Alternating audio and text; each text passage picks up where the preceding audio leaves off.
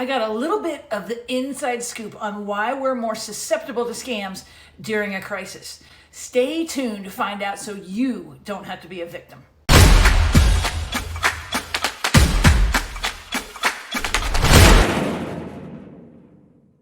Hi, I'm Traci Brown, the fraud-busting body language expert. When the economy goes down and there's lots of uncertainty, fraud goes up.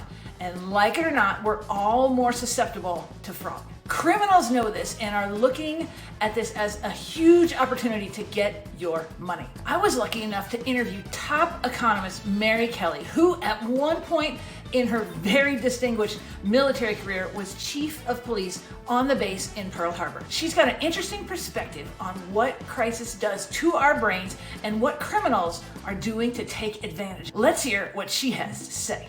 So the smarter you are, the more clever you are generally in terms of trying to rip other people off.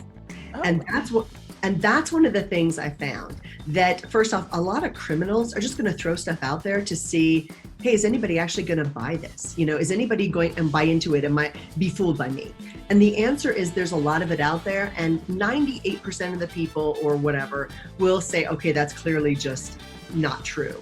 I'm not going to buy into that. But again, in times of desperation, that 98% or whatever falls. So people are more susceptible to lies because they want to believe other people have their solution. So the smarter people, that white collar crime, it's very different from the person who takes a screen off a window and breaks into your house. That doesn't take a whole lot of brain power. All they do is they watch your house to see when you're not there. They hope that you don't have a big Doberman, and then they bust into your house. That doesn't take a whole lot of brain power. But the people who are cleverly trying to rip you off and manipulate you in a way that you are susceptible, they are going to be looking at your social media. What are your fears? What are your pain points? What's going on?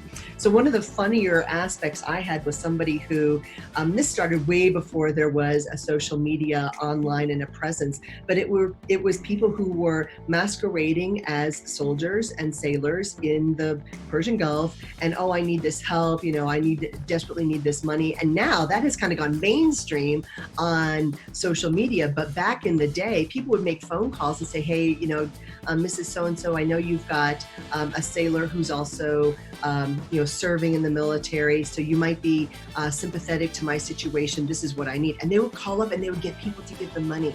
Oh, wow. It's horrifying. So again, if people are calling you for money, put the phone down. Put the phone down and hang up. Do not fall for this.